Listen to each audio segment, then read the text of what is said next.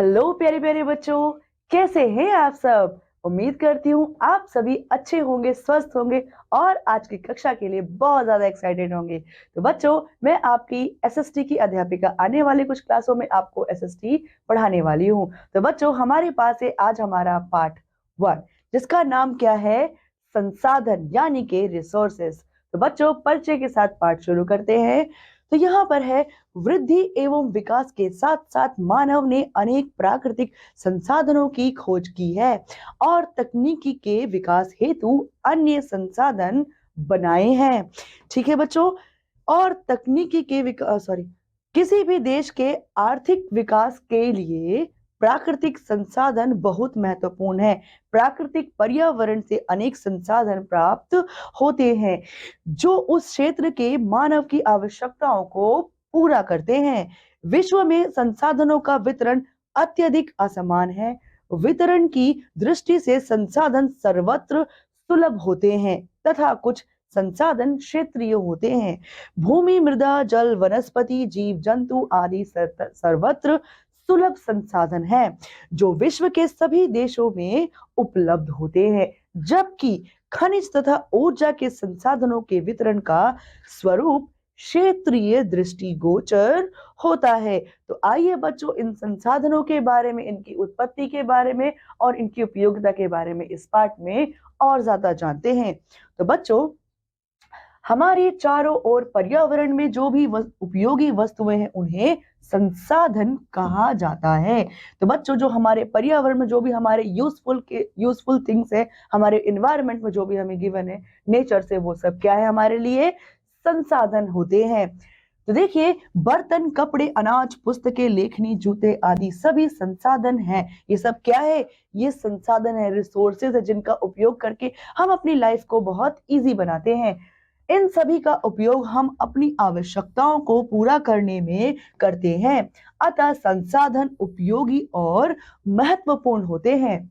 एक वस्तु की उपयोगिता ही उसे संसाधन बना देती है। किसी भी वस्तु के संसाधन बनने के लिए उसका मूल्यवान होना आवश्यक होता है।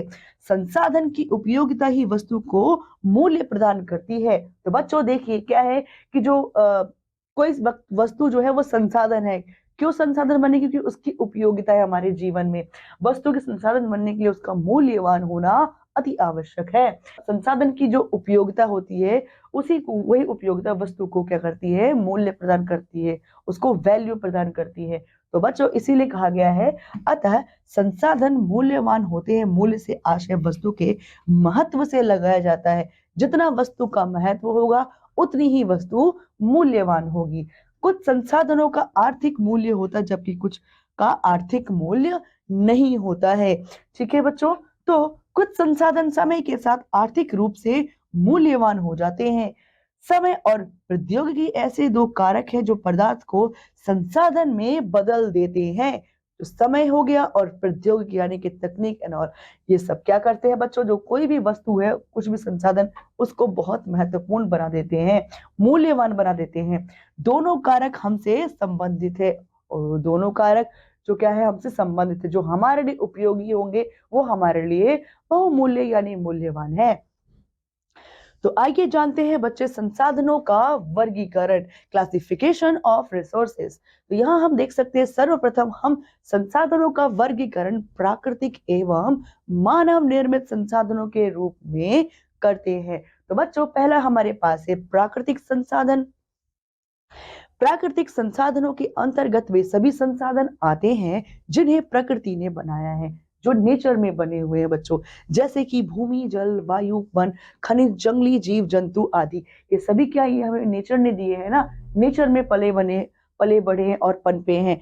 ये संसाधन पृथ्वी पर सदैव ही विद्यमान रहे हैं। जब से अर्थ बनी है, जब से पृथ्वी बनी, तब से क्या, ये सारे संसाधन हमको देखने को मिले हैं। ठीक है, मनुष्य की उत्पत्ति से भी पहले सारे संसाधन थे। कौन कौन से? जैसे कि भूमि है, जल है, वायु, खनिज और जंगली जीव जंतु। दूसरा, मानव निर्मित संसाधन। मानव अपने परिश्रम एवं बुद्धि कौशल से प्राकृतिक संसाधनों का प्रयोग करके अपनी आवश्यकताओं को पूर्ण करता है। जैसे कौन कौन सी आवश्यकताओं को पूर्ण करता है बच्चों? जैसे कि भूमि का प्रयोग खेती करने, भवन बनाने, सड़कें, रेल मार्ग आदि बनाने के लिए करता है। किसका प्रयोग करता है बच्चों? भूमि का। भूमि पर ही तो सारी खेती वाले खेती करता है, भवन बनाता है, सड़कें बनाता है, रेल मार्ग बनाता है। ये भूमि का इस्तेमाल करके मनुष्य अपने लिए संसाधन बनाता है। तथा जल का प्रयोग सिंचाई करने, जल विद्युत बनाने, घरेलू कार्यों के लिए किया जाता है। और जल का प्रयोग कैसे करता है बच्चों मनुष्य? सिंचाई करने के लिए, फसलों का, विद्युत बनाने के लिए यानी कि बिजली बनाने के लिए, और हाउस होल्ड यानी घरेलू कामकाज को करने के लिए पानी का इस्तेमाल करता है। खनिजों का प्रयोग अनेक वस्तुएं बनाने तथा ऊर्जा के लिए किया जाता है। जो मिनरल्स होते हैं उनका यूज कैसे करता है मनुष्य? अन्य जो अन्य वस्तु बनाने, जो उपयोगी वाली वस्तु है उनको बनाने में इन खनिजों का इस्तेमाल किया जाता है। अतः प्राकृतिक संसाधनों का प्रयोग करके मानव द्वारा बनाई गई वस्तुएं मानव निर्मित संसाधन कहलाती हैं। तो बच्चों, मानव निर्मित संसाधन क्या है? जो मनुष्य है उसने प्राकृतिक रिसोर्सेस, संसाधनों का इस्तेमाल करके अपने प्रयोग के लिए जो वस्तुएं बनाई हैं उन्हें हम कहते हैं बच्चों मानव निर्मित संसाधन। ठीक है, उम्मीद करती हूँ सबको समझ में आ रहा होगा। तो अब क्या है वो मानव निर्मित संसाधन? आइए एग्जाम्पल्स में देखते हैं। जैसे बिजली, फल, सब्जी, वस्त्र, घर आदि, सड़क आदि, ये सभी क्या है? ये प्राकृतिक संसाधनों का प्रयोग करके मानव ने अपने उपयोग की जो संसाधन बनाए हैं उन्हें मानव निर्मित संसाधन कहा जाता है। आप देख सकते हो बच्चों, ये क्या है? ये प्राकृतिक संसाधन है। ये प्राकृतिक संसाधन जो नदी है इसका प्रयोग अपने घरेलू कामकाज, बिजली बनाने और इनमें डैम्स बना करके पानी इकट्ठा करने, मछली पालन वगैरह वगैरह चीजों के लिए यूज करता है। आप यहाँ देख सकते हैं जमीन का जो जो भूमि संसाधन है उसका प्रयोग करके यहाँ पर रेल जाल बिछा दिया है, जिससे रेल मार्ग बन गया और यहाँ पर रेल चल रही है। ठीक है बच्चों, आइए प्राकृतिक संसाधनों को नवीकरणीय एवं अनवीकरणीय संसाधनों में विभाजित किया जाता है। तो बच्चों, नवीकरणीय और अनवीकरणीय संसाधनों में जो मानव संसाधन है उनको हम विभाजित कर सकते हैं, जो मानव द्वारा निर्मित संसाधन है उनको। तो पहला देखिए, नवीनीकरण संसाधन क्या होते हैं? जिन प्राकृतिक संसाधनों की आपूर्ति सदा बनी रहेगी अथवा जो कभी समाप्त नहीं होंगे उन्हें नवीनीकरणीय संसाधन कहा जाता है। जैसे कि जल, वायु, मृदा, वन एवं जंगली जीव जंतु। मतलब कहने का मतलब है कि जो नवीनीकरणीय संसाधन है ये कौन संसाधन होते हैं? जो पृथ्वी पर कभी खत्म नहीं होने वाले हैं। जैसे वायु है, पृथ्वी पर नहीं खत्म होने वाली है। ठीक है, धूप यानी कि सूर्य की रोशनी है वो भी पृथ्वी पर खत्म नहीं होने वाली। मृदा, जल और वन के साथ जंगली जो जीव जंतु हैं वो कभी भी समाप्त नहीं होने वाले हैं। इसीलिए इन्हें कहा गया है बच्चों नवीकरणीय संसाधन। ठीक है, दूसरा देखिए, अनवीकरणीय संसाधन। प्राय खनिजों को अनवीकरणीय संसाधन कहा जाता है क्योंकि भूगर्भ में इनकी मात्रा सीमित होती है। मतलब बच्चों, ये दोबारा दोबारा नहीं बनाए जा सकते। एक बार यूज कर लिए तो ये फिनिश यानी कि खत्म हो जाते हैं। और ये भूगर्भ से जो अनवीकरणीय खनिज होते हैं ये निकाले जाते हैं। और भूगर्भ में क्या है? ये संसाधन सीमित है, भरपूर मात्रा में नहीं कि कभी खत्म नहीं होंगी। जितना दोहन करेंगे हम उतनी ही इसकी मात्रा का हम प्रयोग करते जाएंगे और कभी ये समाप्त भी हो सकते हैं। एक बार भूगर्भ से खनिज जैसे लोहा, कोयला, खनिज तेल आदि निकालने के बाद इनका पुनर्निर्माण बच्चों नहीं हो सकता है। यही कारण है कि इनका प्रयोग सावधानी पूर्वक करना चाहिए तथा इनका संरक्षण करना चाहिए। इसीलिए बच्चों, क्योंकि नवीकरणीय संसाधन नहीं है, इनका एक बार यूज कर लिया तो ये सदा के लिए फिनिश समाप्त हो जाएंगे। इसीलिए इनका प्रयोग हमें सावधानी पूर्वक करना चाहिए और इनका संरक्षण भी करना चाहिए। इसमें क्या क्या आते हैं बच्चों? लोहा, कोयला, खनिज तेल आदि आते हैं। पेट्रोलियम भी इसी का उदाहरण है, जिसका हम जो हमारे जो पृथ्वी है उस पर अब सीमित रह गया है। तो बच्चों, उसका हमें सीमित प्रयोग करना चाहिए और संरक्षण करना चाहिए। इसके बाद खनिज संसाधन भी दो प्रकार के होते हैं, धात्विक खनिज एवं अधात्विक खनिज।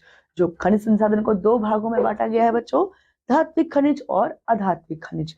जिसमें धात्विक खनिज में क्या क्या आता है? जैसे लोहा, तांबा, सोना, चांदी आदि को पिघलाकर पुनः प्रयोग में लाया जा सकता है। परंतु अधात्विक खनिज जैसे कि कोयला हो गया, खनिज तेल आदि को एक बार प्रयोग करने के बाद पुनः प्रयोग में नहीं लाया जा सकता। तो ये क्या है बच्चों? संसाधनों के आध्यात्मिक, ये आध्यात्मिक संसाधन है। इनके प्रयोग में हमें विशेष सावधानी बरतनी चाहिए। ठीक है, जैसे कि अब हमने पढ़ा कि सोना चांदी हो गया, तांबा हो गया, इनका प्रयोग कर लिया और इसके बाद जो अब हमारे लिए वो नो लॉन्गर यूज हो गए, तो उनको क्या करेंगे बच्चों? हम उनको पिघला करके फिर से कोई नई शेप बना करके नया औजार, नए आभूषण बना सकते हैं सोना चांदी पीतल तांबे से। ठीक है, लेकिन जो कोयला है, खनिज तेल है, इनका एक बार हमने प्रयोग कर लिया तो ये समाप्त हो जाते हैं, दोबारा प्रयोग करने के लिए, रिसाइकल करने के लिए हमारे पास नहीं बचते हैं। ठीक है, तो इन्हें क्या बोलते हैं बच्चों? इन्हें आध्यात्मिक तत्व यानी कि आध्यात्मिक खनिज कहते हैं। आगे देखिए, संसाधन संरक्षण, रिसोर्सेस कंजर्वेशन। तो बच्चों, जो उपयोगी है वही मूल्यवान है। यह हमने बिगिनिंग ऑफ द चैप्टर भी पढ़ा था कि जो उपयोगी है वही क्या है? मूल्यवान होता है। तो आगे देखिए, अतः प्रत्येक मूल्यवान का संरक्षण आवश्यक है। सोचिए, यदि पृथ्वी का पूरा जल सूख जाए, पेड़ पौधे काट दिए जाएं तो क्या होगा? इसका परिणाम भूख प्यास, हरियाली और लकड़ी का अभाव होगा। यानी कि भूख प्यास बढ़ जाएगी, हरियाली खत्म हो जाएगी और लकड़ी भी खत्म हो जाएगी अगर पृथ्वी पर सारे पेड़ पौधे खत्म हो जाए। ठीक है, तो इसीलिए बच्चों इनको संरक्षण देने की हमें बहुत आवश्यकता है, क्योंकि ये क्या है? ये उपयोगी है, इसीलिए मूल्यवान है। आगे देखिए, कहावत है, आज बचाइए कल उपयोग में लाइए। यह एक कहावत है। ठीक है, तो हमें संतोषणीय विकास करने के लिए संसाधनों का योजना बनाकर उपयोग करके ही उनका संरक्षण करना चाहिए। मतलब हम एक योजना के तरीके से हम संसाधनों का प्रयोग करें और उनका संरक्षण भी करते जाएं। ठीक है, तो बच्चों, संरक्षण ही वह उपाय है जिसके द्वारा हम संसाधनों का लाभ भावी पीढ़ी तक पहुंचा सकते हैं। जो हमारे आने वाली अपकमिंग जनरेशन है बच्चों, उन तक हम अगर संरक्षण करके और उसका सीमित प्रयोग करेंगे, तभी हम भावी पीढ़ी को अपना इन संसाधनों का उपयोग करने के लिए बचा पाएंगे। हम सभी को नवीकरणीय संसाधनों के संरक्षण के प्रति बहुत सावधान रहने की आवश्यकता है, अन्यथा वे हमारे लिए दुर्लभ बन जाएंगे। मतलब वो हमारे लिए नो लॉन्गर उपलब्ध रहेंगे बच्चों। इन संसाधनों के समाप्त होने की संभावना क्या है? बहुत अधिक है। जो अनवीकरणीय संसाधन है उनकी। और आप संसाधनों के संरक्षण हेतु निम्नलिखित उपाय कर सकते हैं। कुछ उपाय है बच्चों जो हम कर सकते हैं संसाधनों को संरक्षण देने के, उनको सेव करने के लिए। तो आप देख सकते हैं बच्चों, ये जो हमारा एक जल है, जल क्या है? जल ही जीवन है, ऐसा कहा जाता है। तो जल है तो कल है। ये क्या है बच्चों? हमारा ऐसा स्रोत है ऊर्जा का जिसे हमें संरक्षण करने की बहुत जरूरत है। बिना जल के पृथ्वी पर जीवन संभव बिल्कुल नहीं है। तो बच्चों, आइए देखते हैं कौन कौन से वह बिंदु है जिनके द्वारा हम अपने संसाधनों का संरक्षण कर सकते हैं। हमें संसाधनों का उपयोग सीमित मात्रा में बड़ी सावधानी के साथ करना चाहिए। हमें उन्हें नवीकरणीय के लिए पूरा समय देना चाहिए। संसाधनों के वर्तमान उपयोग और इनकी भावी आवश्यकताओं में उचित संतुलन बनाना चाहिए। संसाधनों का उपयोग सतत पोषणीय विकास के लक्ष्य को ध्यान में रखकर किया जाना चाहिए। यानी कि सतत पोषणीय विकास वह विकास होता है बच्चों जिसमें आप संसाधनों का प्रयोग भी करते और उनको हानि भी नहीं पहुंचाते, उनका साथ साथ में संरक्षण भी करते जाते हैं। पृथ्वी पर जीवन की विविधता संरक्षित की जाए। जो वैरायटी ऑफ स्पीशीज है अर्थ के ऊपर बच्चों, उनको सुरक्षा दी जाए। प्राकृतिक पर्यावरणीय तंत्र की हानि को कम से कम किया जाए। संसाधनों और पर्यावरण के संरक्षण में सभी भरपूर तरीके से योगदान दें।